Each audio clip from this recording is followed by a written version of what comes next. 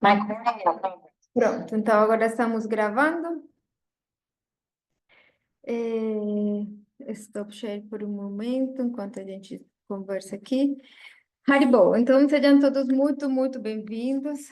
A gente está aqui mais uma vez no nosso encontro sobre o Bhagavad Gita e agradecendo muito a todos vocês por se tomarem o seu tempo tão precioso para escutar acerca dessa ciência imperecedera, a ciência do yoga, do Bhakti Yoga, e que com certeza tem muito para nós contribuir. Então, para a gente começar, vamos primeiro invocar as bênçãos dos nossos mestres espirituais, do Guru Paramparam, para que esse conhecimento possa descer aos nossos corações. Então, quem souber os mantras pode acompanhar. Namam Vishnu Padaya Divyajnanam Pradajine Srimate Paramadvaiti Swamine Asirupine Sharanagata Bhaktivya Shuddha Bhakti Vidajine Vishuddha Bhakti Siddhanta Dharadhara Nisevine Namo Mahavandanjaya Krishna Prema Pradayate Krishnaya Krishna Chaitanya Namne Gora Chivise Namaha Vanchakalpatarubhyascha kripa sindhubhya eva cha patitanam pavanebhyo vaishnavebhyo namo namaha. Jaya Sri Krishna Chaitanya Prabhu Nityananda Sri Advaita Gadadara Srivas Adi Gaura Bhakta Vrinda Hare Krishna Krishna Krishna Hare Hare Hare Rama Rama Rama Hare Hare Hare Krishna Krishna Krishna Hare Hare Hare Rama Rama Rama Hare Hare. Jai Guru Avatita Pavana Ki Jai Sira Bhakti Chandra Shantu Maharaj Ki Jai Sira Bhakti Loka Panavadvaiti Maharaj Ki Jai. Então, vamos começar. Só lembrei que mais uma pessoa tinha me pedido para enviar o link e estou enviando. Aqui, encaminha. Pronto. Então, Haribo. Então, vamos com o Bhagavad Gita. A gente estava no capítulo 2, paramos no verso 12. Então, lembrando que a gente, nos versos anteriores, no capítulo 2, Krishna começou a falar acerca da alma e começou a falar, finalizamos na parte em que Krishna, ele está enfatizando acerca da individualidade da alma, no verso em que ele fala que nunca houve um tempo em que todos esses reis não tivessem existido, nem haverá um tempo no futuro em que esses reis não existirão. Então, dessa forma, ele estava enfatizando a individualidade da alma.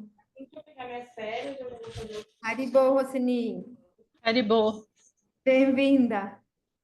obrigada. Haribo. Estou um pouquinho atrasada. Estamos começando agora. Tá bom.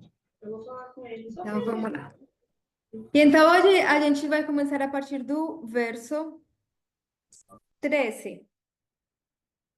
Quem tiver o Bhagavad Gita aí, eu não trouxe o meu Bhagavad Gita. Hoje eu sou em São Paulo e não trouxe o meu Bhagavad Gita, não, mas a gente tem ele aqui. Então, Jai, Srimad Bhagavad Gita aqui, Jai. Então vamos, deixa eu compartilhar aqui.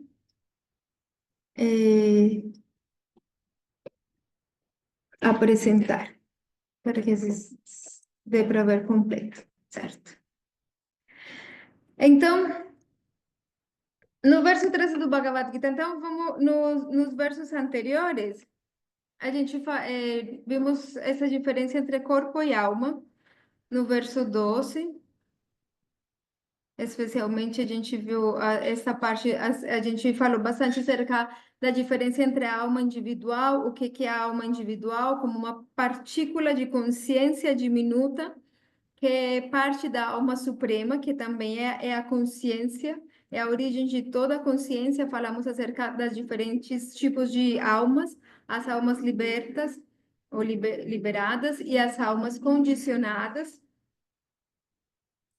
as diferentes tipos de corpos, né, que a gente viu.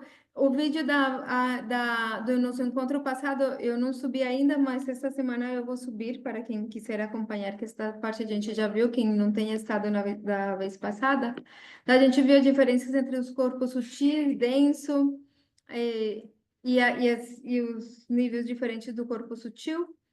Aí, sobre o ênfase na individualidade da alma. E então, hoje, vamos começar com o verso 13, em que se fala acerca, começa o tema da transmigração da alma. Então, o verso 13 diz assim: Assim como neste corpo ser corporificado passa continuamente da infância para a juventude e logo depois à velhice, de forma similar, quando chega a morte, a alma passa para outro corpo. O ser autorrealizado não se confunde com essa mudança. Está fazendo barulho aqui, mas já o barulho vai descer. Então, esse verso fala acerca da reencarnação. A reencarnação aqui no Ocidente não é tão popular quanto na Índia, quanto no Oriente. No Oriente, basicamente, na Índia é como uma verdade básica. Todo mundo aceita a reencarnação, todo mundo aceita isso como um fato. No Ocidente, não é assim em todos os lugares, principalmente pela influência da cultura judeu-cristã e da cultura judeu-cristã modificada, na verdade, porque se a gente for ler a Bíblia como ela é, se existisse uma Bíblia como ela é, né, que nem o Bhagavad Gita como ele é, aí a gente veria que a reencarnação também faz parte da Bíblia, também desde sempre fez parte dos ensinamentos cristãos, mas ela foi eliminada por motivos políticos posteriormente. Mas a reencarnação, afortunadamente no Brasil, é algo que se entende muito mais fácil do que em outros países. Então, é muito interessante que, inclusive, os cientistas comprovaram que a cada 7 anos há uma renovação completa das células do corpo. Assim, podemos ver que há muitas reencarnações na vida de uma pessoa. Então, esse capítulo 2, ele, além de dar um resumo do conteúdo do Gita, ele vai começar por falar o que é fundamental a gente compreender para compreender a ciência espiritual. Então, o fundamental é a diferença entre corpo e alma. Por isso que no nosso encontro passado a gente falou tanto acerca dos diferentes tipos de corpos que a gente tem.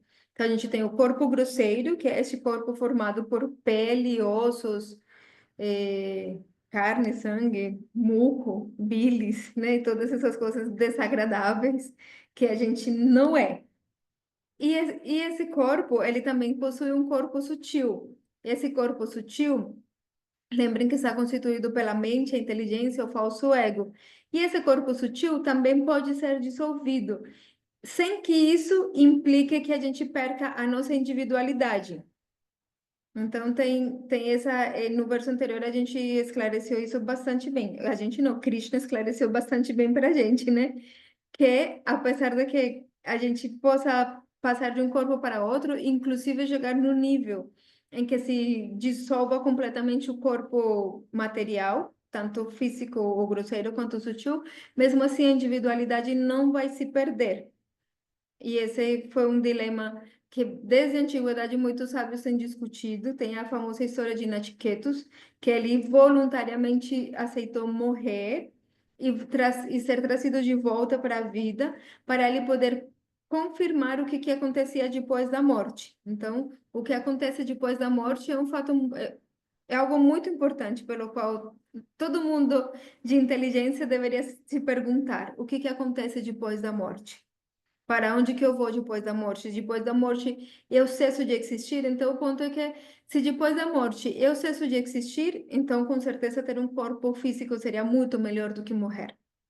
Seria muito melhor. Mas na verdade, o que há depois da morte é como um vasto oceano. É muita variedade, há muitas coisas, há muitos planetas diferentes, há muitos destinos diferentes. E esses destinos, como a gente vai ver no Bhagavad Gita, Krishna vai explicar isso. Esses destinos dependem de o que a gente tem na nossa mente no momento em que a gente abandona o corpo. Em que condições mentais a gente abandona o corpo? De acordo com isso, a gente vai obter um destino diferente. Mas o ponto aqui nesse verso, para começar, é que o corpo muda, mas a consciência individual permanece. Então, assim como o corpo de bebê não é o mesmo corpo que temos agora, mesmo assim, o processo, o ser que é consciente continua sendo o mesmo. Eu continuo sendo a mesma pessoa que eu era quando era criança, e essas experiências fazem parte de mim, e eu posso lembrar dessas experiências, mas eu também sou a mesma pessoa que eu era na vida passada, mesmo que eu não lembre dessas experiências, porque eu continuo sendo esse ser consciente. E isso é uma coisa bem interessante, porque muitas vezes a gente confunde consciência com memória. Então, se eu perder as minhas memórias, quer dizer que eu vou perder o meu ser, que eu já não sou mais quem eu sou, mas na verdade não, esse ser consciente continua existindo, e esse ser consciente é individual e é único. Quem eu sou, continuo sendo eu, independentemente do que há no corpo sutil e do que há no corpo grosseiro. Obviamente eles estão relacionados, mas não eternamente. Mediante o processo de autorrealização, a pessoa pode livrar-se do ciclo de repetidos nascimentos e mortes e retornar a Krishna no mundo transcendental. Essa aqui é a mensagem mais importante e que a gente vai ver isso ao longo do Bhagavad Gita, que é possível libertar-se do corpo grosseiro e, de fato, em todas as tradições orientais, em todas as tradições da cultura védica e em todas as tradições, tipo, não só quem é Vaishnava, mas todos os que seguem os Vedas têm moksha como seu objetivo. Moksha quer dizer a liberação, libertar-se do ciclo de nascimentos e mortes. Não precisar nascer de novo, não ser forçado a nascer de novo. Porque da mesma forma que a gente é forçado a morrer, a gente já falou disso, nós também somos forçados a nascer. Então, mesmo que a gente não queira, a gente vai ter que entrar em um útero de novo. Vai ter que entrar de novo, passar 9 meses, se a gente for afortunado o suficiente para nascer em um corpo humano, vai ter que passar 9 meses aí. Se nascer em um corpo de elefante, são 3 anos. Uma coisa assim. Então, se nascer em outro tipo de corpo, é um pouquinho menos, mas enfim. Então, agora, nesse verso, ele fala algumas palavras, né? Ele fala que uma pessoa autorrealizada não se confunda com essa mudança. Então, a gente normalmente se confunde, e por isso, é que, devido à nossa ignorância, é que nós temos muito medo da morte. E enquanto a gente tiver essa ignorância, vamos ter medo da morte. Por isso que a gente precisa ter esse conhecimento acerca da alma e o corpo. E para isso, precisamos estudar o Bhagavad Gita, mas precisamos também de ter um mestre espiritual e ter as bênçãos das almas autorrealizadas, para que pelas bênçãos deles, Krishna permita que esse coração, que nosso coração compreenda essa verdade, não apenas de forma teórica, mas a gente precisa começar pela teoria, mas que a gente consiga compreender essa verdade desde o fundo do coração e nos tornarmos pessoas autorrealizadas. Uma pessoa autorrealizada não se confunde quando chega a hora de mudar de corpo, porque ele compreende que é simplesmente passar para um outro estado de vida, que a morte não existe realmente. Então, por isso que aí ele usa a palavra dira, uma pessoa sóbria, que tem perfeito conhecimento da constituição da alma individual, da super-alma e da natureza material e espiritual, não se confunde com as mudanças do corpo. Então, esse é o significado, é um dos significados da palavra dira. A palavra dira quer dizer uma pessoa de mente estável, uma pessoa que tem inteligência, uma pessoa que é profunda. Uma pessoa que é profunda quer dizer que tem um conhecimento profundo, que conhece a diferença entre corpo e alma, não se confunde pela mudança. Nós é que nos confundimos, porque a gente ainda não tem essa certeza, nós ainda estamos muito identificados com o corpo material. Nós ainda pensamos que somos homens ou que somos mulheres, ou que somos altos, baixos, gordos, magros, ricos, pobres. Nos identificamos com todas essas circunstâncias e é muito difícil a gente não se identificar. Por isso que o processo do Bhakti Yoga, ele visa a gente, o começo desse processo vai nos ajudar a gente compreender a diferença entre corpo e alma. Mas não é um processo fácil, não. Não é uma compreensão que seja tão simples, mas uma pessoa de mente estável vai conseguir compreender essa diferença. Se alguém tiver alguma pergunta ou comentário acerca deste ponto, pode falar, antes da gente continuar.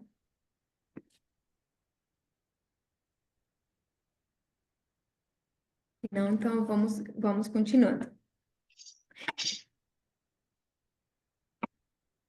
Bom, se alguém quiser falar em qualquer momento, é só falar. Deixa eu ver. Ah, eu não consigo ver o chat aqui, né? Para ver se alguém mandou mensagem pelo chat. Ah, aqui eu consigo. Tá. Por favor, envia sim, sim, eu vou enviar sim. Então, verso 14. Ó Arjuna, filho de Kunti, a aparição temporária de felicidades e aflição e sua desaparição no devido tempo são como a aparição e desaparição das estações do inverno e do verão, que surgem da percepção sensorial e se deve aprender a tolerá-las sem se perturbar. Ó descendente de Bharata. A gente viu que Krishna, ao longo do Bhagavad Gita, Krishna vai chamar Arjuna por vários nomes e também Arjuna vai chamar Krishna por vários nomes. Normalmente, cada pessoa tinha vários nomes que ganhava ao longo da sua vida devido às atividades que realizava na sua vida ou alguma característica que ressaltava nessa pessoa. Um nome normal é de acordo com a mãe, né? Então, Krishna está chamando Arjuna de Kaunteya, ou filho de Kunti. Então, ele também está se referindo a uma característica específica de Arjuna. Ele é filho de Kunti. E Kunti Devi não é qualquer pessoa. Kunti Devi, ela é uma alma muito elevada, é uma alma autorrealizada, na verdade. Então, essa é por assim dizer, um elogio, que tem um sentido que depois a gente vai, mais para frente, a gente vai ver. Então, esse verso, ele fala acerca da aparição de felicidade e aflição e a desaparição no devido tempo. É um tema muito interessante porque todos nós estamos procurando a felicidade. Mas aqui neste verso, Krishna está ensinando que enquanto a gente estiver nesse corpo, nessas condições no mundo material, a gente vai ter que aprender que a felicidade e a infelicidade, elas se sucedem uma à outra e elas não têm como ser evitadas. Ou seja, assim como a gente quer sempre ser feliz e evitar sempre o sofrimento, mas o sofrimento chega, não importa quanto a gente tenta evitá-lo, uma hora o sofrimento vai chegar, da mesma forma, uma hora a felicidade vai chegar. Uma hora, a felicidade que está reservada para nós devido ao nosso karma, ela vai chegar a nós, de uma forma ou de outra. Então, isso é um princípio muito importante das almas autorrealizadas, é não se alegrar demais pela felicidade, mas também não se entristecer demais pelas percas. Então, Srila Prabhupada, que é o autor do Bhagavad Gita, como ele é, e é o mestre espiritual dos nossos mestres espirituais, tanto de Srila Shantu Maharaj quanto de Srila Bhaktialoka Paramadvaiti Maharaj. Então, ele fala assim: a água fria nos proporciona prazer no verão e sofrimento no inverno. Um filho nos proporciona prazer ao nascer e sofrimento ao morrer. Mesmo assim, o dever deve ser cumprido. Sabendo que esse vai e vem de felicidade e tristeza é temporário e oscilante, tolere-o. O Bhagavad Gita, obviamente, Krishna quer o melhor de nós, né? Ele quer que nos tornemos pessoas sábias. E uma pessoa de sabedoria consegue ter esse princípio. Uma pessoa de sabedoria, assim como ela não corre atrás da tristeza, como ninguém corre atrás da tristeza, ela também não corre atrás da felicidade. Ela se mantém sóbria, ela se mantém tolerante, porque ela sabe que tanto a felicidade quanto a tristeza, eles vão chegar por si só. A gente não precisa correr atrás deles. Mas a gente precisa cumprir com o nosso dever.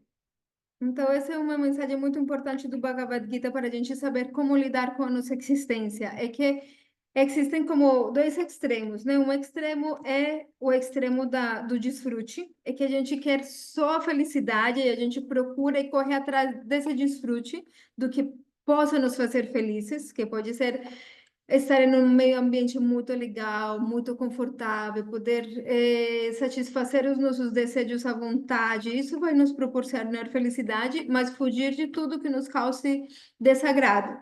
Ter que acordar cedo de manhã, ter que aguentar o chefe, ter que aguentar isso, aquilo, isso nos proporciona desgosto, então a gente quer evitar aquilo. Isso é um extremo, é o extremo de você fazer tudo para você procurar essa felicidade, tudo que for necessário.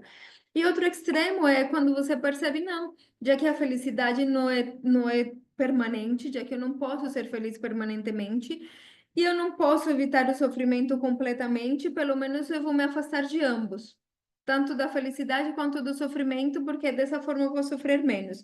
Então, esse é o caminho da renúncia. Mas Krishna, ele está ensinando um caminho que pouco a pouco a gente vai entender qual é esse caminho que ele está ensinando. E ele está ensinando a Arjuna a como lidar, a como se comportar neste mundo. Então, neste mundo, ele está falando, você tem que cumprir com seu dever. Neste mundo, cada um de nós tem um papel a cumprir. E esse papel tem que ser cumprido. Então, lembrando que Arjuna é um kshatriya. E como kshatriya, o dever dele é lutar. Mas ele está muito preocupado porque ele sabe que, de alguma forma, o resultado dessa luta pode ser sofrimento para ele.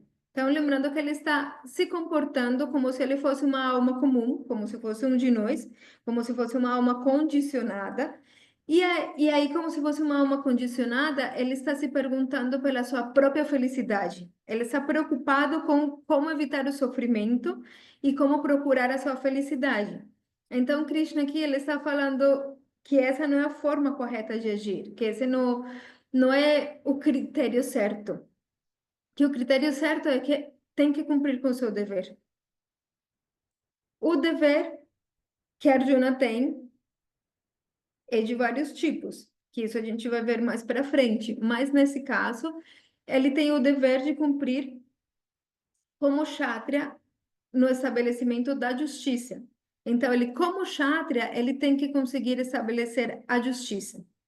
Tem que conseguir que o bem-estar de todo mundo seja garantido e que aquelas pessoas que estão em contra do bem-estar, de estabelecer os princípios da moralidade, que são os princípios que vão ajudar as pessoas a progredir, tanto espiritual quanto materialmente, possam ser estabelecidos na sociedade. Então, ele tem que cumprir com esse dever e não se preocupar tanto pela sua própria felicidade, o seu próprio sofrimento.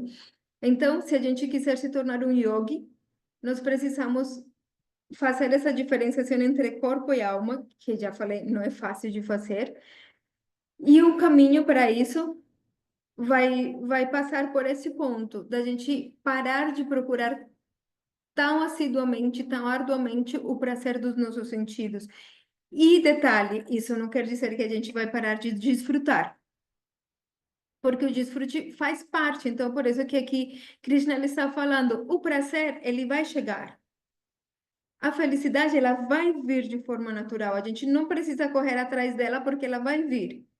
E o sofrimento, a mesma coisa. A gente não precisa evitá-lo eternamente porque uma hora ele vai vir. Obviamente, a gente tem que atuar da forma correta e saber que o resultado de atuar de forma correta normalmente é o bem-estar, é a tranquilidade, é a felicidade. Mas Krishna mais para frente vai dar para Arjuna motivos ainda mais elevados de por que cumprir com o dever. Então, sabendo que este vai e vem da felicidade e tristeza temporária e oscilante, tolere-os. Essa é uma pessoa sábia. Você não pode abandonar seu papel de guerreiro usando como desculpa a afeição que tem por seus parentes. desconsiderar o seu dever é motivo de muita perturbação. Então, a gente vai aprender aqui no Bhagavad Gita, bem mais para frente, lá nos últimos capítulos, onde Krishna fala acerca dos três modos da natureza material.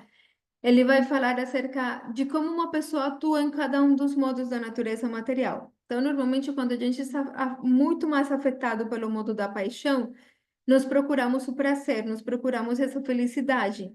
E quando a gente procura essa felicidade, acaba obtendo também tristeza, que nem no exemplo que Srila Prabhupada deu. A gente busca a felicidade de ter um filho, mas depois, se esse filho morrer, a gente sofre a tristeza do filho morrer.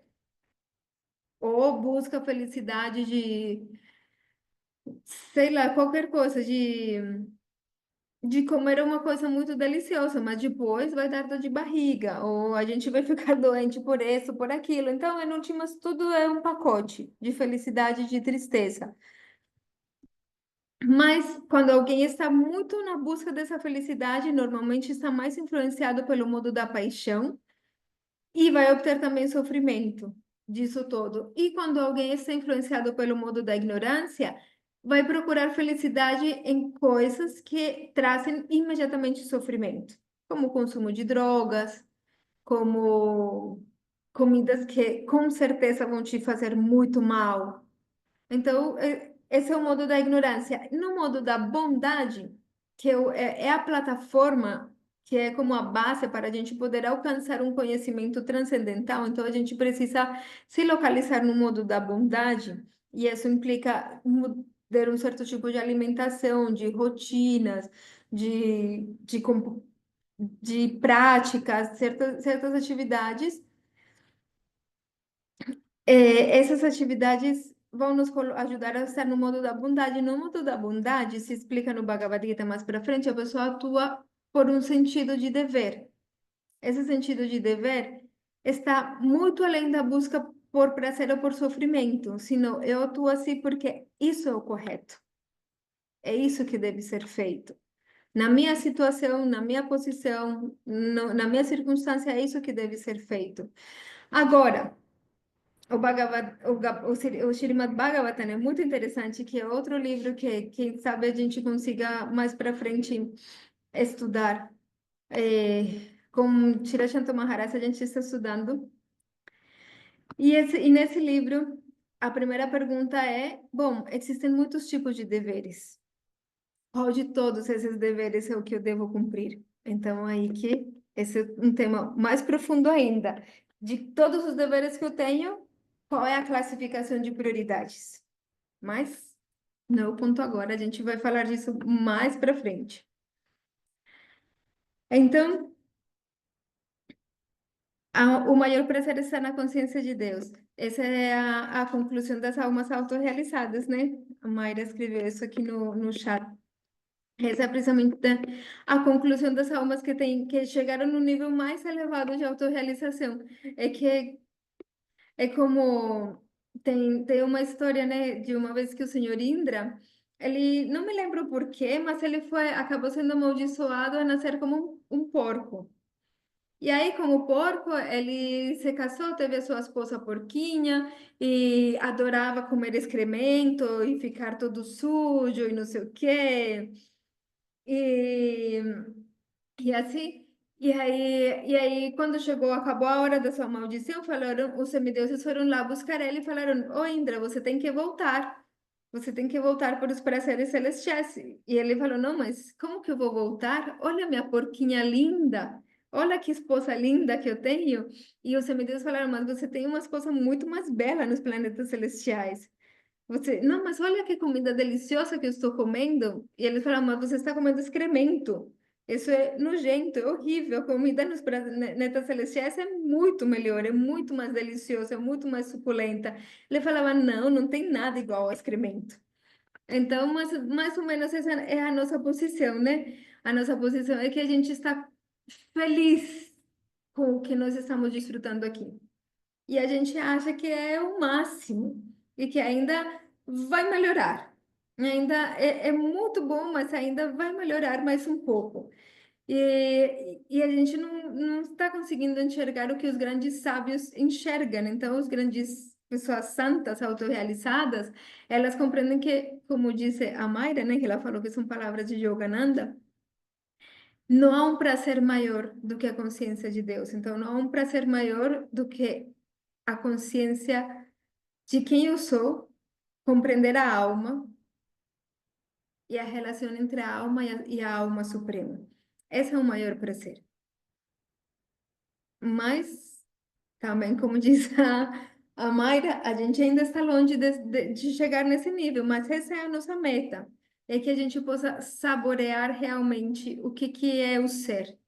E o que é, no ser se encontra todo o prazer. Então, enquanto a gente está condicionado neste corpo, a gente ainda pensa que a felicidade é produzida por objetos externos, que é produzida pelos sabores que a gente possa experimentar através da língua, pelo que a gente possa cheirar, pelo tato, por esses prazeres externos.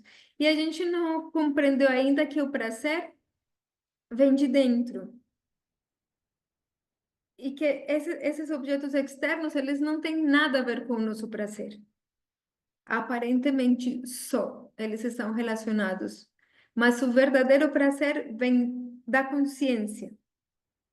E esse que é o ponto da autorrealização. Se a gente consegue compreender que o verdadeiro prazer vem da consciência e saborear o prazer da consciência, aí a gente naturalmente não vai nem ter mais vontade de outros prazeres, porque a gente vai encontrar um prazer superior. E isso mais para frente também Krishna vai falar no Bhagavad Gita. Então, verso 15. Ou melhor entre os homens, Arjuna, a pessoa que não se perturba pela dor, nem pelo prazer, e permanecer firme em ambos, certamente é elegível para a liberação. Então, logo os objetos dos sentidos deixam de ser motivo de sofrimento, a conquista de mukti, liberação, estará naturalmente mais perto. Então, esse é como se a gente estivesse falando de degraus, né? A liberação estando em um ponto alto, ainda existe um tipo de liberação que é o ponto supremo, que é o prema, onde a gente quer chegar, mas pelo menos o nível de liberação no qual as almas podem chegar, até mesmo sem ter alcançado o nível supremo de prema, mas nesse nível de liberação é o nível em que as pessoas, né, o ser, ele já não se confunde mais com o corpo material. Ele já compreende completamente a diferença entre corpo e alma e se identifica como alma. No nosso nível, a gente se identifica ainda com o corpo. Então, por isso, para a gente ser elegível até chegar ao nível de poder nos libertar do ciclo de nascimentos e mortes, a gente primeiro precisa começar a que os objetos dos sentidos não sejam a fonte da nossa felicidade ou da nossa tristeza.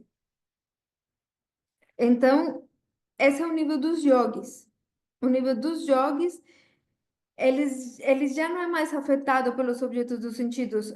Nós ainda estamos no nível em que se eu não comer comida gostosa, eu não tiver uma música legal, se eu não puder desfrutar de um ambiente legal, eu nem quero saber.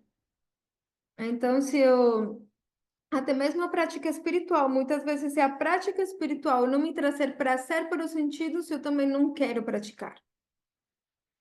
Esse é o nosso nível. Por isso que no nosso nível ainda é muito básico. O nível dos yogis, eles fazem a sua prática espiritual independentemente de qualquer coisa, de qualquer sofrimento ou de qualquer felicidade. E eles já não estão sofrendo porque não conseguiram comer uma comida gostosa. Já não estão mais sofrendo porque não estão curtindo num ambiente legal com os amigos. Isso não traz mais sofrimento para eles, porque eles estão em outro nível. E esse é o nível que a gente quer chegar para poder avançar mais ainda. Então, na vida, deve-se cultivar esse tipo de controle mental, especialmente durante a ordem de vida renunciada. Obviamente, enquanto a gente tem as nossas vidas no dia a dia, a gente tem que é natural que a gente sofre e desfruta, a gente não tem como simplesmente se desapegar de tudo, mas a gente precisa praticar paralelamente as duas coisas. Então, a gente precisa ter uma vida normal, como todo mundo, mas nós precisamos praticar esse controle mental, em que a gente não se altera nem pelo sofrimento, nem pela felicidade. E isso, de boca para fora, pode ser muito fácil de dizer, né? Tem uma história em que uma vez um devoto falou para Srila Prabhupada, Prabhupada, eu já não tenho mais medo da morte. E não sei se seja real essa história, mas alguém me contou por aí. E falam que Prabhupada jogou um chinelo nele e aí ele esquivou. Sim, se você não tem medo da morte, por que que você está fugindo então do meu chinelo, né? Não sei se seja verdade essa história, tá bom? Eu ouvi alguma vez.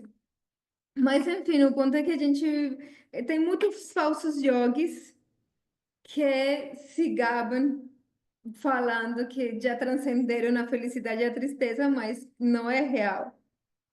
Então, tem muitas histórias no Mahabharata em que você vê que tem pessoas, tinha na eras antigas, pelo menos, se ainda nesta era existem, mas são mais difíceis de encontrar. Tem pessoas que realmente não se importam com o seu próprio prazer, que realmente conseguem transcender a busca do seu próprio prazer ao ponto de conseguir fazer votos, fazer austeridades e que isso não perturbe as suas mentes. Então, como o nosso nível não é esse, afortunadamente a austeridade que nós temos que fazer para Kali Yuga não é tão difícil, é cantar uma mantra, Hare Krishna, Krishna Krishna, Hare Hare, Hare Rama, Rama Rama, Hare Hare. Essa é a austeridade, mas mesmo assim, se essa austeridade não estiver sendo prazerosa, a gente não consegue fazê-la. Então, esse é o nosso nível. E quando eu falo que esse é o nosso nível, eu não estou querendo rebaixar ninguém. Eu estou simplesmente querendo que a gente consiga subir. Que a gente, se a gente sabe em qual chão a gente está pisando, a gente sabe qual é o próximo degrau. E isso que vai nos ajudar a avançar. Então, até aí tem alguma pergunta, comentário? Que agora vai entrar em um outro assunto muito interessante.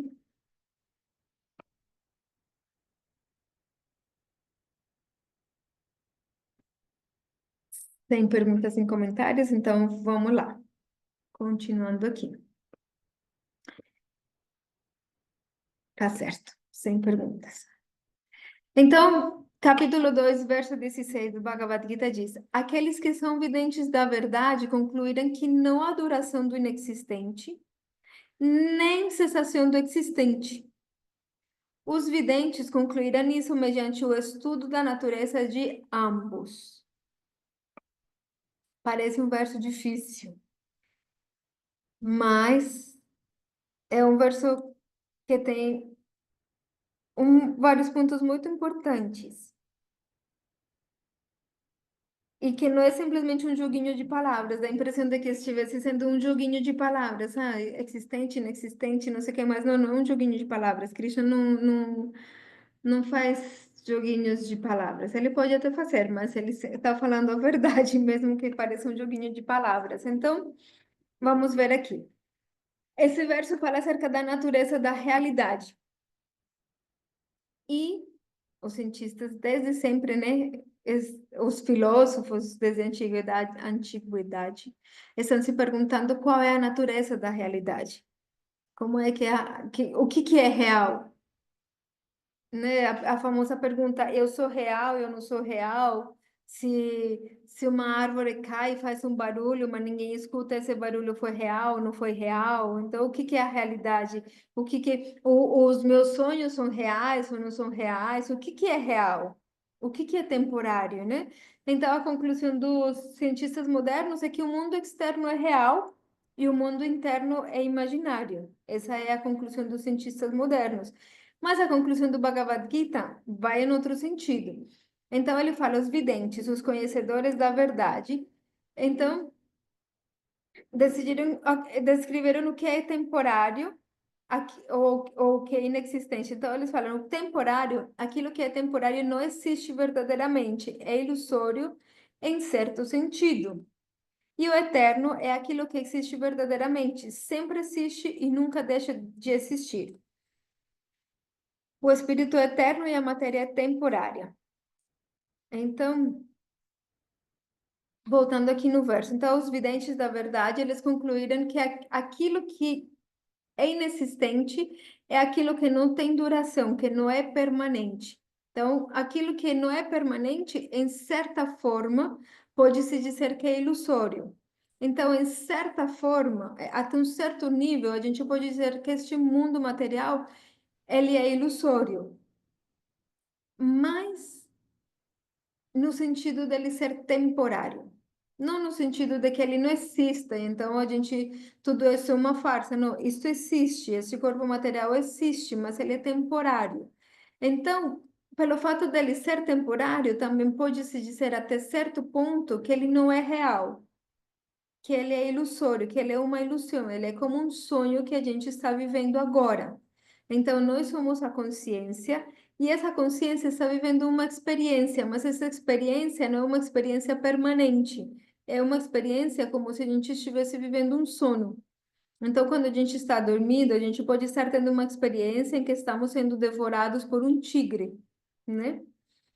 Mas essa experiência pode ser muito triste, muito dolorosa, a gente pode ter muita angústia no meio desse sonho, mas ele, a gente em certo nível pode dizer que é verdadeiro, que é real, porque a minha angústia é real, porque eu estou sofrendo realmente por essa angústia que estou passando naquele sonho, mas em certa forma, eu também posso dizer que ele é irreal, porque basta eu acordar para que aquela experiência acabe e aquela angústia acabe e aquele tigre que estava me devorando no sonho acabe. Então, nesse sentido, ele é temporário. Então, aquilo que é temporário, eu não posso dizer que ele é completamente real, porque a alma, ela é eterna. Então, existem dois tipos de objetos, aqueles que são eternos e aqueles que são temporários. E os que são eternos não compartilham da mesma natureza que aqueles que são temporários. Então, o ser que está sonhando com o tigre, aquele ser e o tigre não são iguais, mesmo que no sonho pareça que sim, e pareça que exista uma relação entre eles. Então, parece que o ser que está sonhando poderia ser devorado pelo tigre. Mas essa relação não existe pelo fato de terem naturezas diferentes. Um é temporário, é o tigre e toda essa circunstância é temporária, ela vai terminar assim que o sujeito acorde. E outro que é o sujeito, ele vai continuar existindo depois do sonho. Então, mesmo que no sonho eu tenha sido devorada e morta pelo tigre, essa realidade não me toca, porque ela é apenas um sonho. Então, há duas naturezas diferentes, a natureza temporária e a natureza permanente. Então, neste verso, Krishna está falando que a conclusão daqueles que conhecem a verdade, então, a conclusão de alguém que está vendo o sonho desde fora, toda a situação, é que aquilo que é temporário não é verdadeiro, no sentido de que ele é apenas uma ilusão, e aquilo que é verdadeiro sempre vai existir. Então, aquilo que uma vez existe, vai existir para sempre. Então, ele também aqui está enfatizando no fato de que a alma, se ela existe, a consciência existe, ela vai continuar a existir. Nunca cessa de existir. Isso é muito, é um ponto muito importante deste ponto, deste verso, que ele fala, para aquilo a duração não há duração para o inexistente, aquilo que é inexistente não dura para sempre, mas aquilo que é existente nunca deixa de existir. Então, isso é muito importante, porque a alma, ou aquela partícula de consciência, ela é permanente, ela é eterna, isso quer dizer que ela sempre vai continuar existindo. Essa partícula de consciência vai continuar existindo mesmo que os objetos que são impermanentes desapareçam. Mesmo que o corpo desapareça, mesmo que toda essa atmosfera do planeta Terra desapareça, eu vou continuar a existir. Eu sou um ser eterno, mas o meu corpo não é eterno, o planeta Terra não é eterno, este universo não é eterno, mas eu vou continuar a existir mesmo depois da destruição disso tudo.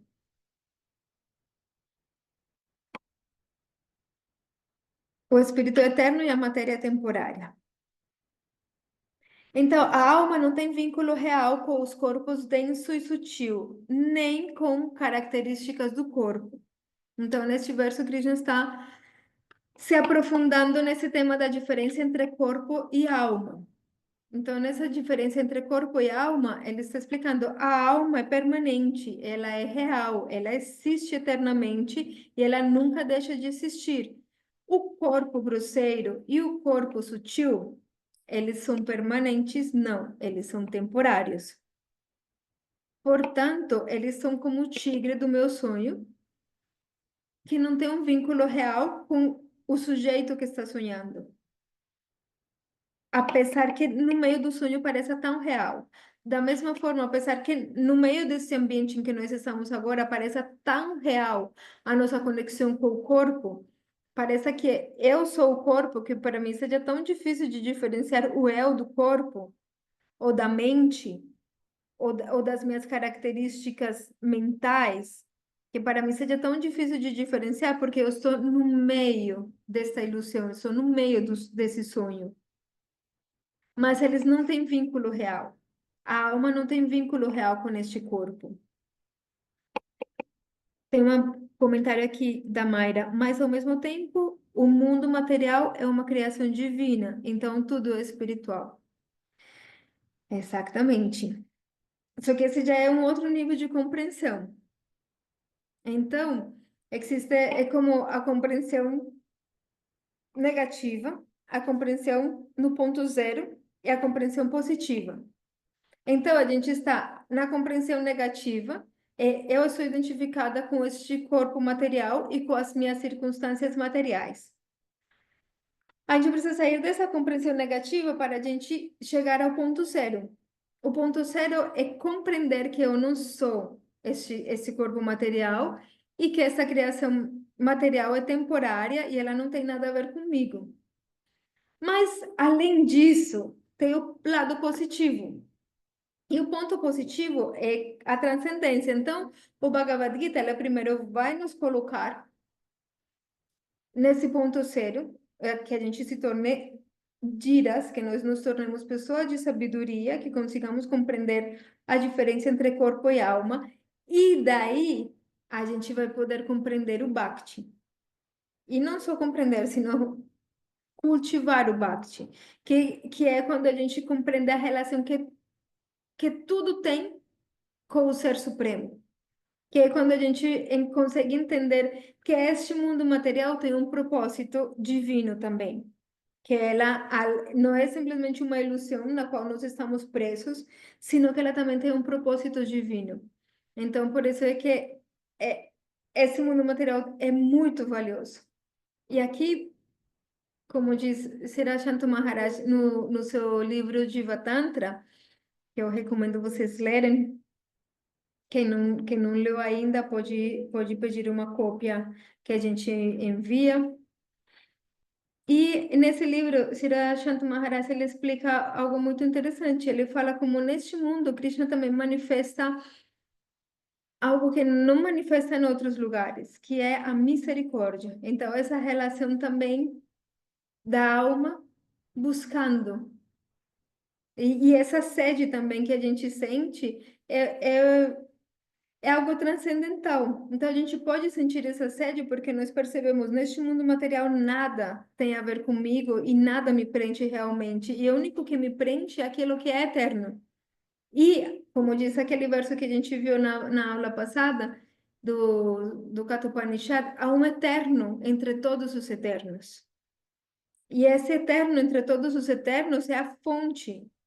E é Ele que satisfaz todos os desejos, Ele que é a única fonte real da bem-aventurança. Então, quando a gente consegue compreender que nunca estivemos separados dele, estar separados é o que a gente chama de ilusão, e que nunca estivemos separados dele, e que além do mais a gente pode ter uma relação mais viva e viver a realidade da nossa relação eterna. Então, aí a gente entra no reino positivo.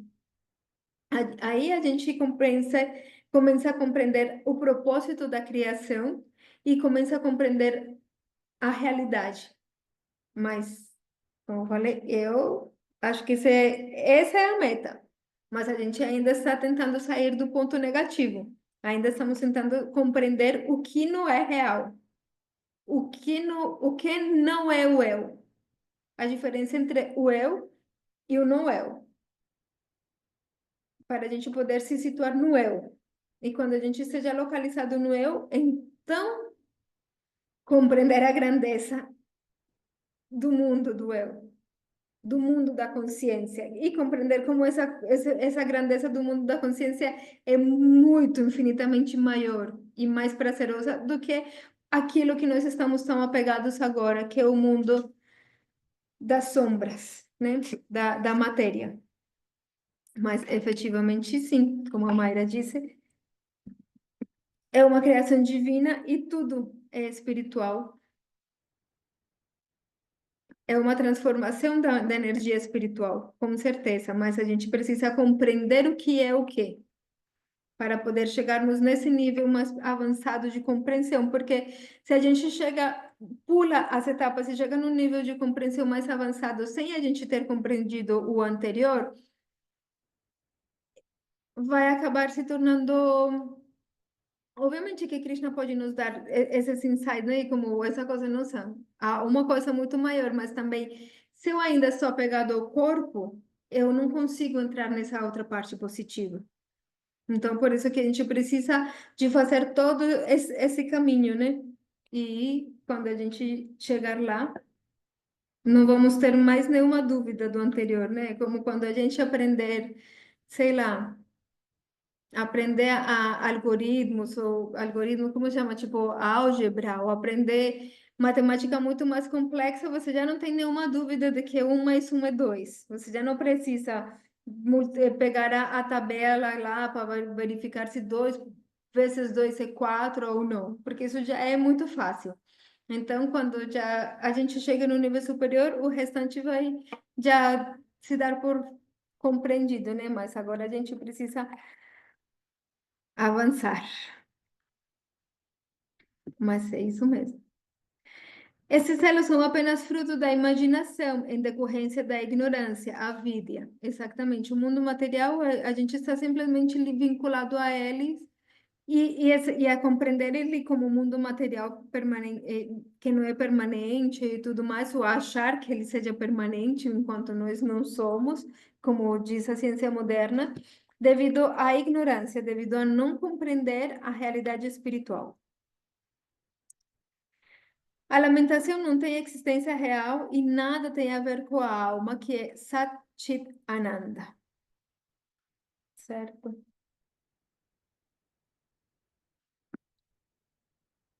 Então, a lamentação não tem existência real, lembrando que Krishna está consolando também a seu amigo Arjuna, amigo e discípulo, né? Porque agora ele também é seu discípulo. E ele está também, de alguma forma, falando, lembrem que ele, em alguns versos anteriores, falou, você está falando palavras muito eruditas, como se você fosse um sábio, mas você está se lamentando por coisas que não são dignas de lamentação, porque uma pessoa sábia não se lamenta nem pelos vivos nem pelos mortos, certo? Porque uma pessoa sábia conhece tudo isso que a gente já está vendo aqui, que a alma nunca morre, como Krishna falou, todos esses reis existiam antes e vão existir no futuro, então a alma nunca morre. Essa é a primeira coisa. E o vínculo que eu tenho com essas pessoas, como pai, filho, irmão, amigo, é temporário. E tem a ver com essa circunstância temporária, mas não precisa se lamentar se a pessoa abandona esse corpo, até mesmo se a pessoa abandona um corpo velho, como no caso do avô Bisma, que já estava velho, de Drona, que na verdade ele está querendo dizer, eles vão ficar muito mais felizes de poder abandonar esse corpo como guerreiros, porque se fala que não há nada pior para um kshatriya, para um guerreiro, que morrer em casa devido a uma doença. No, a morte mais gloriosa por um guerreiro é morrer num campo de batalha. Então, também ele está falando, tipo, você está se lamentando por algo que não precisa se lamentar. Mesmo que você identifique eles como com o corpo, eles não vão morrer. E para eles é muito mais glorioso morrer dessa forma, porque eles vão poder desfrutar dos planetas celestiais na sua próxima vida. Então, a sua lamentação é devido exclusivamente à ignorância. E a alma, como a gente já falou, não tem a ver com nada disso, porque a alma ela é em si mesma Sat Chit e Ananda. Sat quer dizer ela é eterna, ela é consciente e ela é plena de bem-aventurança. A bem-aventurança não provém de objetos externos, mas sim da alma em si mesma, da consciência em si mesma. Se tiverem perguntas ou comentários, se não, vamos lá, continuar falando do que é a alma.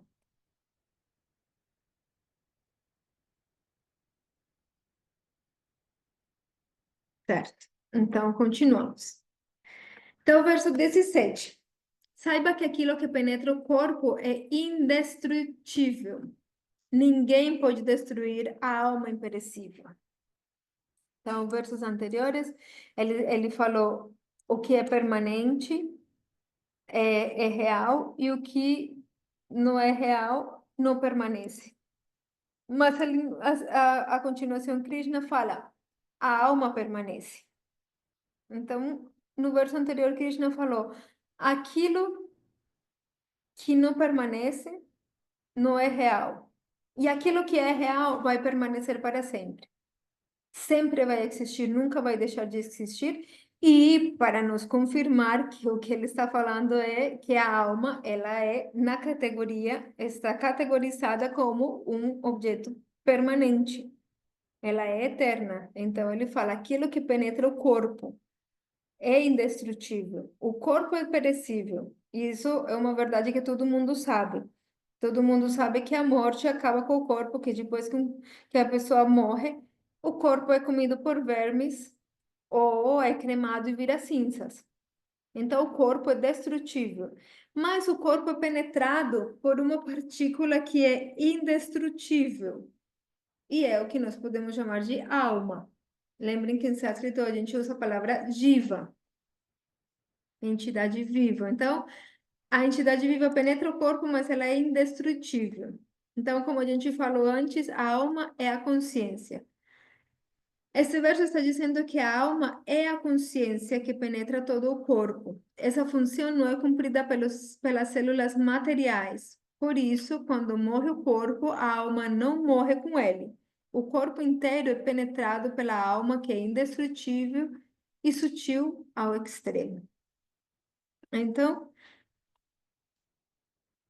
a gente falou disso também na vez passada, né? Que estávamos falando acerca da alma como essa partícula de consciência. Então, a consciência é um tema muito importante e por ser de tão difícil compreensão, até mesmo na ciência tem se deixado muito de lado, porque é um tema difícil de compreender, porque a consciência, onde que você encontra a consciência? Nós sabemos que nós somos conscientes. Eu sou consciente. Mas onde está a minha consciência? Eu sou consciente do meu corpo inteiro. Se eu apertar aqui o meu dedinho, eu sinto, eu sou consciente disso. O eu consciente, eu sei que existe em mim. E se eu analisar o meu eu consciente, é inegável que eu sou consciente, que existe essa consciência. E essa consciência é algo que não tem a ver com as memórias, sino com o fato de eu observando o mundo, e não só observando com os olhos, sino que eu percebo. E se eu não tivesse nenhum objeto de percepção, eu perceberia a minha própria existência. Eu percebo que eu existo. A consciência é consciente de si mesma. Esse ser que é consciente de si mesmo, da sua própria existência, é o que nós chamamos de alma. E essa consciência, ela penetra o corpo. A consciência, ela não provém de nenhuma célula material. Então, os cientistas têm tentado descobrir em qual parte do cérebro está a consciência.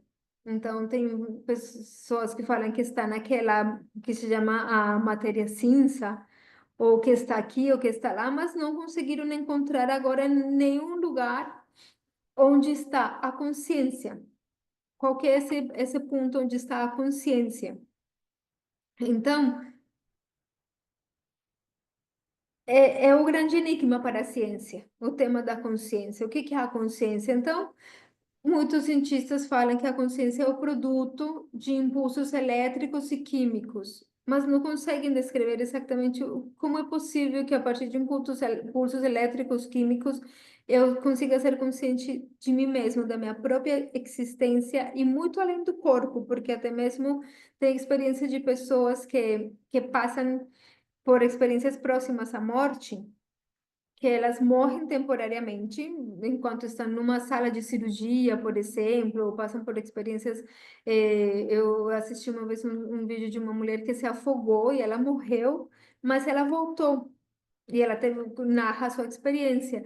Então, como que a pessoa é consciente de si mesma? Então, Shantu Maharaj, ele sempre fica falando daquele suposto cientista, né? Que fala que a consciência é uma alucinação. Mas alguém está percebendo essa alucinação. Então, há um ser consciente que está percebendo que é essa alucinação, que está alucinando. Então, não conseguem a ciência dar uma resposta satisfatória para a consciência, porque estamos falando de algo que é extremamente sutil, que não, você não consegue pegar um copo de consciência igual eu pego esse copo de água. Eu não consigo pegar, e mesmo que a consciência esteja espalhada pelo corpo inteiro, e não só pelo corpo, sino que todo esse lugar eu consigo permear com a minha consciência, mesmo assim, ou pelo menos consigo perceber, né, com minha consciência, mesmo assim eu não consigo capturar a consciência. Não consigo prender essa consciência. Então, por isso que é tão difícil para os cientistas. E Krishna, no Bhagavad Gita, ele está falando acerca desse tema científico. Ele está falando, a consciência, ela permeia o corpo, mas ela não é o corpo. Por isso que quando o corpo morre, a consciência não morre. Nós vamos continuar sendo conscientes. Vamos continuar sendo conscientes, só que fora do corpo. E essa consciência, ela é indestrutível. Krishna está falando neste verso, aquilo que permeia o corpo é indestrutível, ou seja, a consciência que permeia o corpo, ela não pode ser destruída. Ele está falando acerca dessa partícula que nós chamamos de alma, mas ele está explicando essas características. A alma é essa partícula de consciência e ela não pode ser destruída, mesmo que o corpo seja destruído, porque ela é feita de uma substância muito mais sutil. Então, aqui para falar um pouquinho mais acerca da consciência, a consciência ela é o sintoma da presença da alma que é menor que um átomo material. Então, ela é tão sutil que o átomo já não é nem possível para a gente capturar um átomo. A gente só consegue pegar um conjunto de átomos, mas não consegue pegar um átomo individual. Então, imagina o que dizer da alma. A alma é uma partícula de consciência, só que é tão poderosa que essa partícula de consciência consegue modelar a matéria. Pode perguntar, Maria Amorim, Haribo, tudo bem? Um abraço para Narayane. Pode perguntar sim, pode escrever aqui, ou pode abrir o microfone e falar.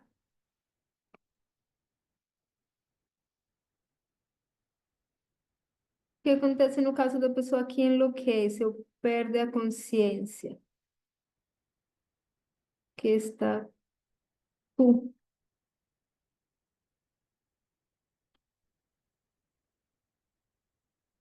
Então, se a gente for falar de loucura,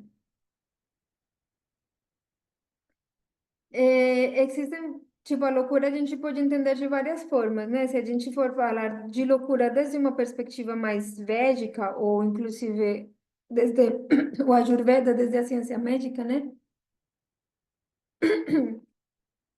Ela pode se dever a vários motivos.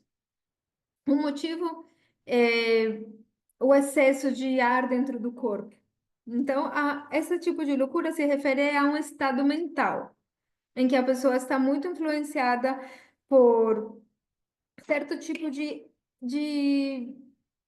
como dizer, como de entidades naturais ou de elementos naturais. Então, se fala que quando você tem muito ar dentro do corpo, então você tem a sua composição é muito vata, né? E você, a Maria que perguntou, ela sabe de Ayurveda, então também entende disso. Então, a sua composição é muito vata, pode você perder, tipo, como certas capacidades mentais. Por exemplo, certa racionalidade ou certa capacidade lógica que não consegue mais ter essa coerência devido a problemas físicos. Então, aí, muitas vezes, quando a gente fala de loucura, a gente não está falando de consciência, sino de mente. Então, a mente perde certas faculdades. Faculdade, por exemplo, para reconhecer o espaço em que ela está. Depende do tipo de loucura, certo? Porque loucura pode ser uma coisa grande que englobe vários tipos de doenças mentais diferentes. E que cada doença mental pode se dever a ser diferentes, mas normalmente é um desequilíbrio no plano da mente. O plano da mente é um plano material, mesmo que ele seja sutil. E a consciência se refere ao ser, que é consciente que ele está vivendo essa experiência, até mesmo aquela experiência de não ter controle mental. Então, no mesmo, assim como nós mesmos estamos vivendo a experiência da nossa mente, através da nossa mente, a gente está vendo este mundo de um jeito ou de outro, nós experimentamos este mundo de uma forma, mas o ser consciente continua aí, eu continuo sendo eu, o eu consciente.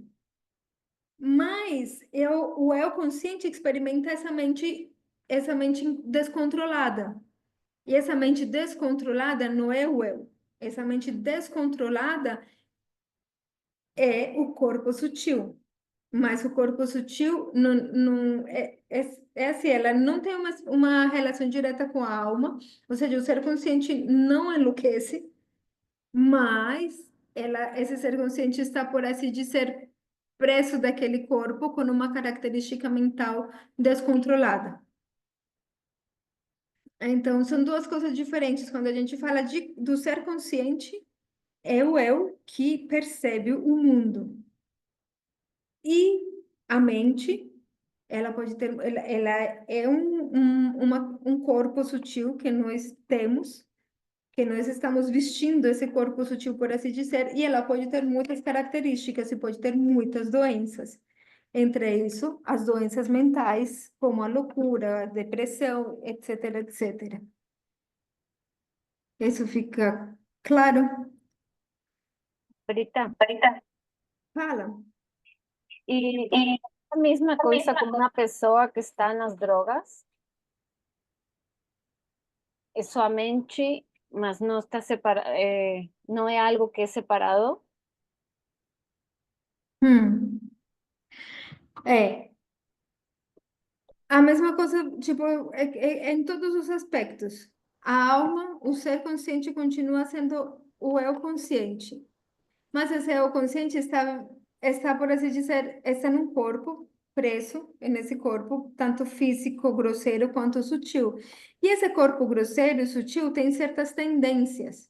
E essas tendências foram adquiridas devido às ações feitas em vidas passadas, ou atitudes ou desejos cultivados em vidas passadas também. Então, essas tendências vão levar a gente, por exemplo, a procurar prazer, como a gente falou antes, prazer em coisas que causam sofrimento. Então, esse é o modo da ignorância. Então, a mente, ela, no estado saudável, a mente se localiza no modo da bondade. A mente, ela é bondade.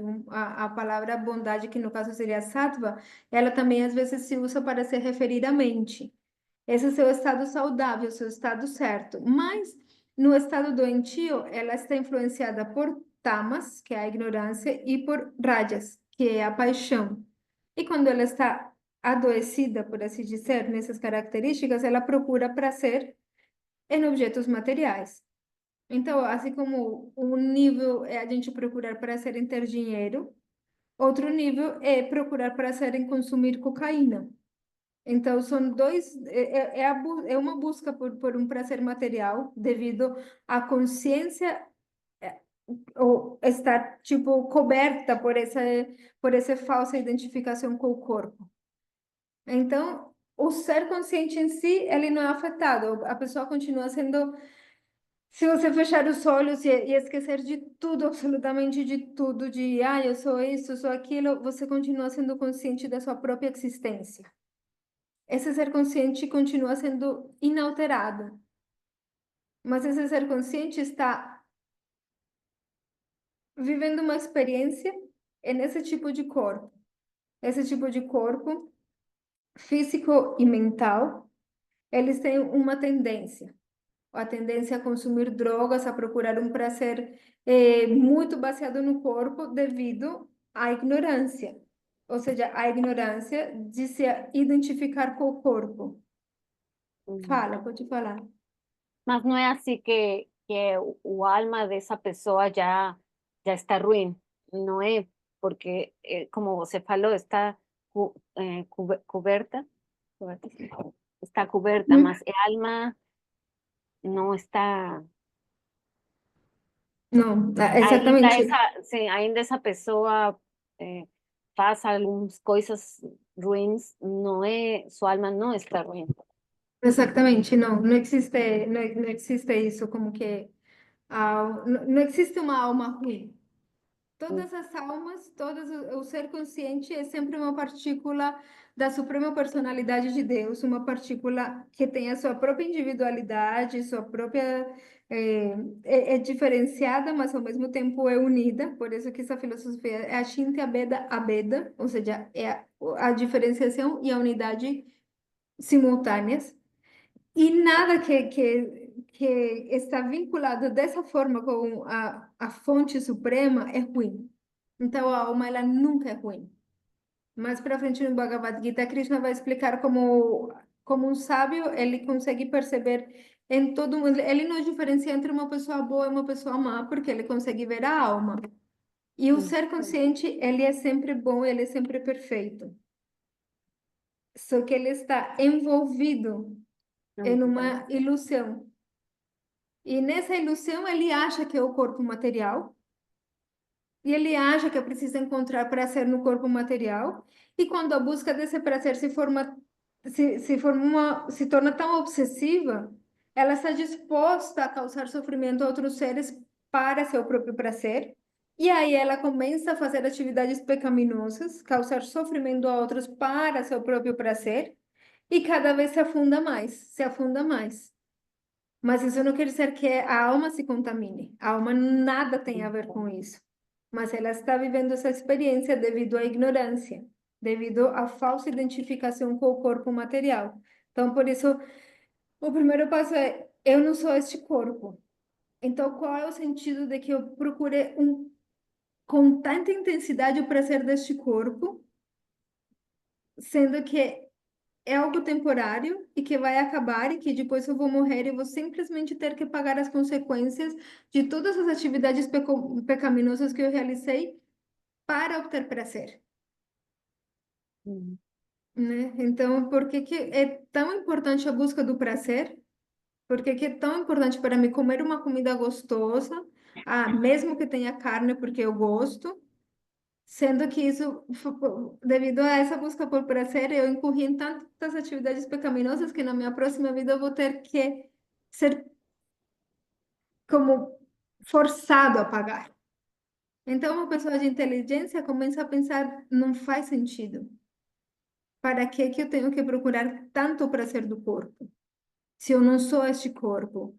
E se no ser, na consciência, há um prazer muito maior, mas eu primeiro preciso conhecer o ser e conseguir compreender que eu não sou o corpo. Então, por isso que se sair do modo da ignorância, que é esse busca por prazer, mesmo em coisas que me fazem mal, como drogas, como vida sexual descontrolada, tudo isso parece ser muito legal porque me dá um prazer imediato, mas depois vai te causar muito sofrimento. Então, uma pessoa mais inteligente vai procurar prazeres mais sadios.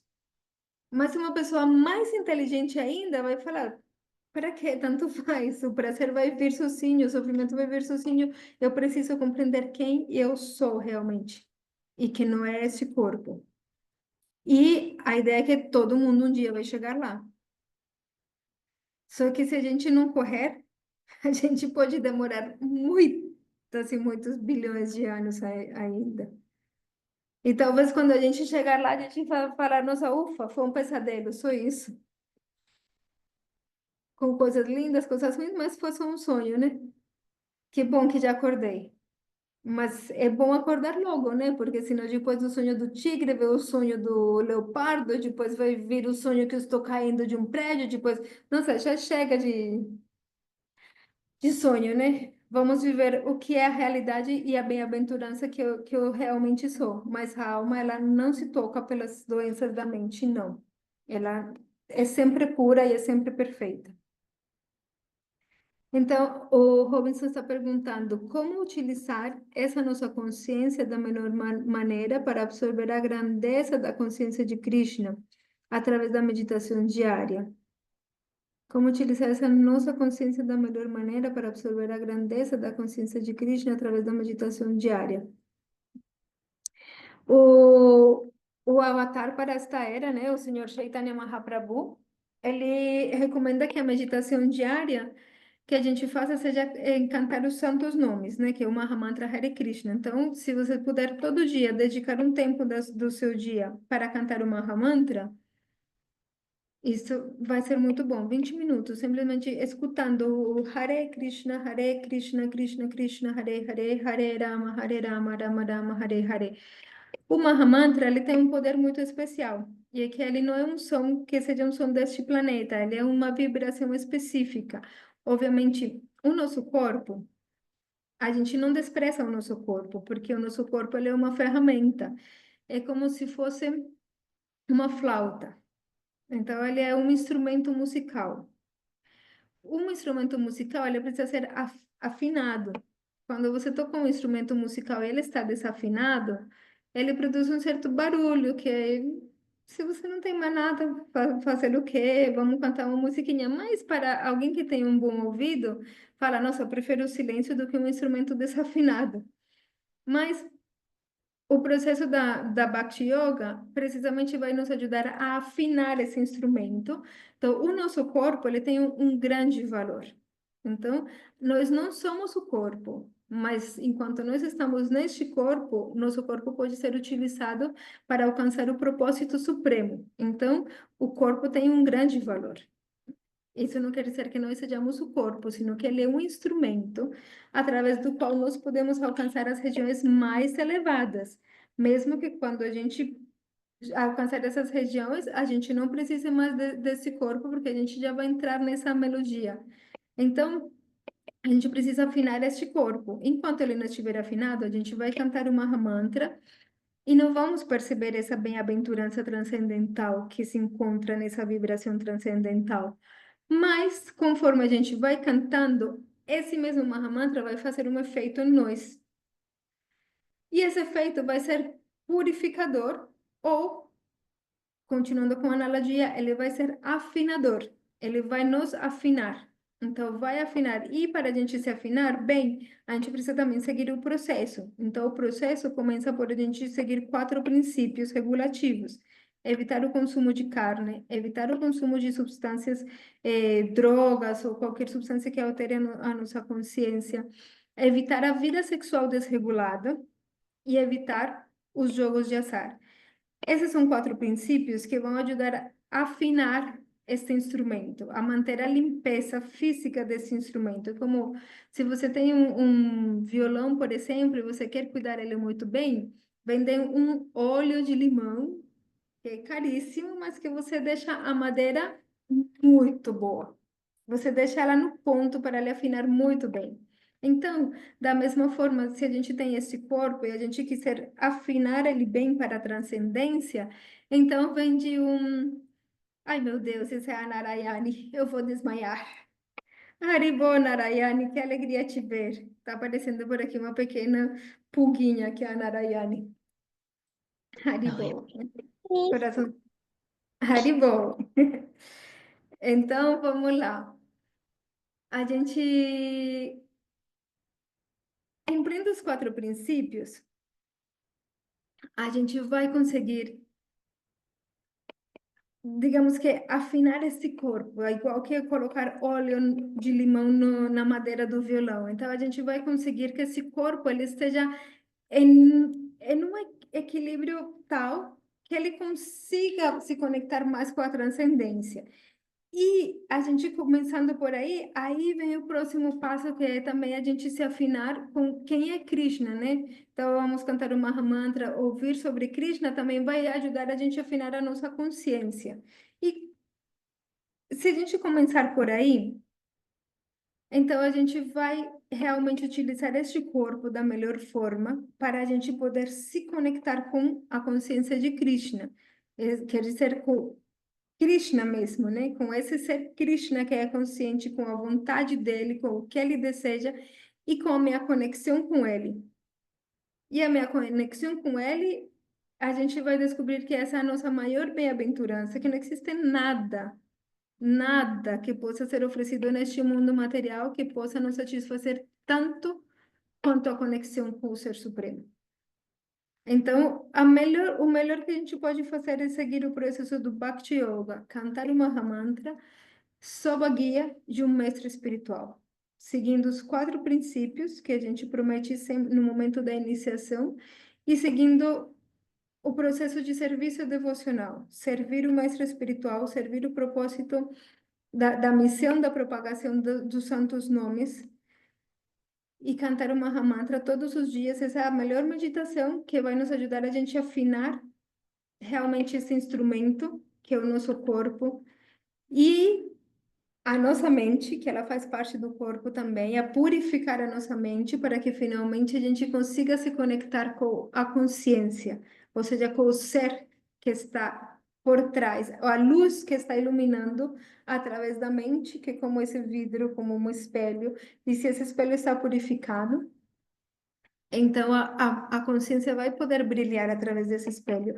Esse é o processo de meditação que nós seguimos de acordo com as escrituras védicas, é o melhor processo de meditação, especialmente para esta era, é cantar. Em todas as eras se recomenda esse como o melhor processo de meditação, mas em Kali Yuga é particularmente abençoado a gente cantar uma Mahamantra sob a guia de um Vaishnava. Não sei se isso responde à sua pergunta, Robinson, feita aqui pelo Maria Inês, ou se tiver mais dúvida, você pode falar. Certo? Nossa, já estamos. Deixa eu ver quanto termina aqui. É, eu acho que a gente vai ter que deixar por aqui, né? Que já é 20h38. Mais alguém tem alguma pergunta?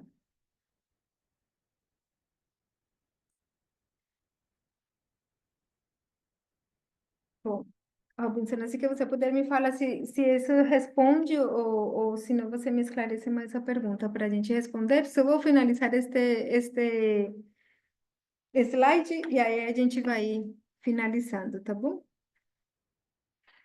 Então, a consciência ela é o sintoma da presença da alma, que é menor que um átomo material. Sem consciência, o corpo material está morto. Vida é consciência. Esse é um ponto muito importante, o fato de que o que é a vida? Se, se você procurar, sei lá, no dicionário ou perguntar para o médico o que é vivo, qual que é a diferença entre a vida e a morte, né? Então, é, a diferença entre a vida e a morte. Então, a vida é aquilo que tem sintomas, né? Que cresce, que não me lembro como mais, que cresce, que se reproduz, decai e finalmente morre, né? Então, mas essa é a vida mesmo? Então, na verdade, por exemplo, há provas de que os corpos, quando eles são enterrados, o cabelo continua crescendo e as unhas continuam crescendo, mas o corpo está morto. Então, o que é realmente a vida, né? Então, do Bhagavad Gita, nós podemos compreender que a vida é a consciência. Eu estou viva porque eu sou consciente da minha existência. Isso me torna um ser vivo. E, obviamente, essa vida se manifesta na matéria, através de que este corpo se organiza e se reorganiza devido à presença da consciência. Eu continuo, sim, crescendo, mesmo que seja para os lados, mas continuo crescendo, me transformando, etc., devido à presença da consciência. No momento em que essa consciência, essa partícula de consciência abandona este corpo imediatamente mostra sua verdadeira natureza, que é morto. Ele está morto. Então, a consciência é a fonte da vida no corpo. Na verdade, é a consciência que está viva. A consciência não pode ser revivida por métodos materiais. Ela, na verdade, sempre é viva, né? Não existe por qualquer quantidade de combinações materiais, mas sim devido à alma. Então, essa ideia de que a consciência é devido a impulsos químicos e elétricos no cérebro é contrária ao conhecimento transmitido pelo Bhagavad Gita. O Bhagavad Gita está explicando que a consciência é um tipo de substância sutil, muito mais sutil que o corpo, mesmo mais sutil que a mente, e ela não tem a ver com a energia material. Então, Krishna está separando aqui bem claro que existem dois tipos de energias, a energia material e a energia espiritual. E essa energia espiritual é aquilo que nós chamamos de consciência. E ela não está relacionada diretamente com a energia material. Ela não provém da energia material, ela não é um epifenômeno da matéria, ela existe por si mesma e ela tem o poder de organizar a matéria. E a matéria parece viva devido à existência dessa partícula de consciência. Então, essa partícula de consciência é a fonte de energia real. Quando ela abandona o corpo fica sem energia. Basicamente, quem dá energia para o corpo é essa partícula de consciência. Essa é a verdadeira fonte da energia, da força, de tudo. Certo? 42. Então é isso. Aqui é um pequeno resumo. Simplesmente o corpo, a alma, Paramatma. Então, o corpo ele é temporário e inexistente, a alma é eterna, existente, então é existente realmente, existência real, Paramatma também é eterno e existência real. Então, conhecer a relação entre estes é conhecimento verdadeiro. Conhecer a relação entre alma, corpo e Paramatma, isso é conhecimento verdadeiro. Compreender que o corpo é temporário, ele não tem uma existência permanente, enquanto que a alma e Paramatma são permanentes, portanto, a relação entre a alma e Paramatma é muito mais interessante do que a relação entre a alma e o corpo, porque essa relação é eterna devido a que é entre dois eternos, enquanto que essa relação é temporária, a alma e o corpo têm uma relação temporária porque o corpo é temporário. Então, a gente para por aí no verso 18, que já está ficando tarde. Se alguém tiver mais alguma pergunta, comentário, pode falar agora. Haribo. Depois manda o livro no grupo do WhatsApp. O livro, você disse o Jiva Tantra, que eu mencionei, esse daí a gente tem ele em físico, mas a gente pode enviar. É só me mandar mensagem pelo WhatsApp que aí eu envio, tá bom? Isso, o Jiva Tantra. Me manda a mensagem pelo WhatsApp que aí a gente combina para enviar, tá bom? Haribo. Então, boa noite. Então, muito obrigada. Aqui aparece a fotinho, aparece a Ambrita, mas aparece a fotinho da Viviane, né? Da Vishnupriya, aquela que está emprestando muito gentilmente o Zoom para a gente poder fazer esse encontro. Então, agradecemos muito também a Vishnupriya. E muito obrigada a todos vocês por terem tomado o seu tempo. Espero que tenha sido de proveito, que possam se beneficiar com esse estudo, assim como eu também me beneficio enormemente. Agradeço muito pela possibilidade, pela oportunidade de estar aqui falando com vocês. Fico muito feliz de encontrar todos vocês. Haribo. e estamos à disposição. A gente se vê na próxima. Haribo!